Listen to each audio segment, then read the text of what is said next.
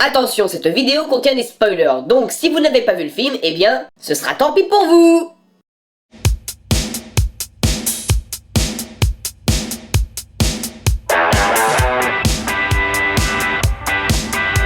Bonjour à tous et bienvenue dans ce nouvel épisode pour un moment critique. Et je suis vraiment désolé de ne pas avoir sorti d'autres vidéos ces derniers temps, mais j'ai une excuse valable. J'ai trouvé du boulot! Bon, c'est que de l'intérim, mais c'est déjà ça.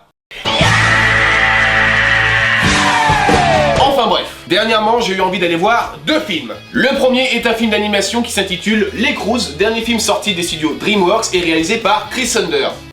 Ouais, vu sa filmographie, ça me semble plutôt prometteur. Ça passe. Non, sincèrement, ça passe. Il y a des bons et des mauvais côtés. D'un côté, le film est beau visuellement parlant. Les paysages sont vraiment colorés et détaillés dans l'ensemble. Ensuite, il y a des idées sympas comme la confrontation entre l'homme des cavernes et l'homo sapiens, qui est tout simplement un combat de bras de fer entre le côté bestial et brutal de l'homme contre son côté ingénieux et sa capacité à s'adapter à son environnement.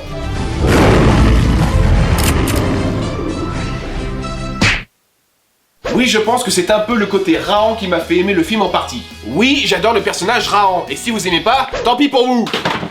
En plus, il y a ce personnage du nom de Hip, ou Hep, bon, ça s'écrit comme ça. Je disais donc que cette fille des cavernes est vraiment sympathique car en fait, elle en a plus cassé des règles qu'on lui impose, elle est en conflit avec l'un de ses parents, et elle est... rousse. Vous êtes sûr que je me suis pas trompé de film?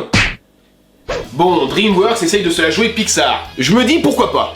Mais bon, ça ne va pas plus loin car comme je vous l'ai dit au début, ce film a des inconvénients. Déjà, il souffre d'un mauvais rythme. Les paysages défilent à une telle vitesse qu'on n'a même plus le temps de les contempler. Bon, je sais que dans le film, ils sont quand même assez pressés parce qu'ils sont poursuivis par une grande menace. La fin du monde! Mais merde quoi, laissez-nous quand même un peu profiter du paysage, nous on l'a jamais vu. Nous les spectateurs, quand on voit ce genre de film, on aimerait aussi faire partie du voyage, donc faites un effort. Et puis merde quoi, vous avez passé les 3/4 de votre vie dans une caverne, donc profitez un peu. Même l'ermite moderne découvre plus de choses en restant chez lui. C'est dire.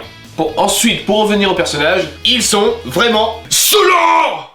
Bon, je suis un peu méchant de ce côté-là quand même parce que ces personnages évoluent du début jusqu'à la fin. Ils apprennent de leurs erreurs, ils essayent les nouveautés, et ils apprennent à utiliser leur cerveau. Donc de ce côté-là, ça passe aussi. En ce qui concerne l'humour de ce film DreamWorks oblige, eh bien c'est quand même pas mal enfantin dans l'ensemble. Mais je me suis tout de même surpris à sourire à certaines des blagues, comme par exemple la scène où il découvre ce qu'est une chaussure. Oh putain que j'ai mal. Mais comment ça se fait que toi t'es pas mal aux pieds? Mais parce que moi, je me suis fabriqué des chaussures. Des chaussures? Y aurait pas un modèle pour homme? Malheureusement, il y a quand même d'autres gags qui... Oh putain que c'est du lourd ton truc! Sortent de nulle part. Bref, pour résumer, je dirais que ce film n'est pas un chef-d'œuvre, bien en dessous du niveau de certains Pixar, inférieur en termes de qualité par rapport au précédent film du réalisateur, mal rythmé, trop court, et avec des personnages vraiment saoulants. Mais, curieusement, ce film reste quand même un bon divertissement sympathique, juste histoire de passer un petit moment de détente sans se prendre la tête, même si je l'ai déjà dit qu'il a des personnages vraiment saoulants.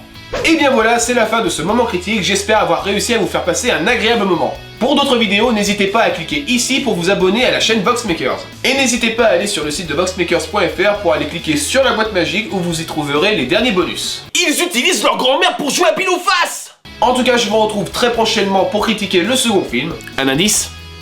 C'est avec un scientologue. Sur ce, je vous laisse puisque je dois retourner travailler!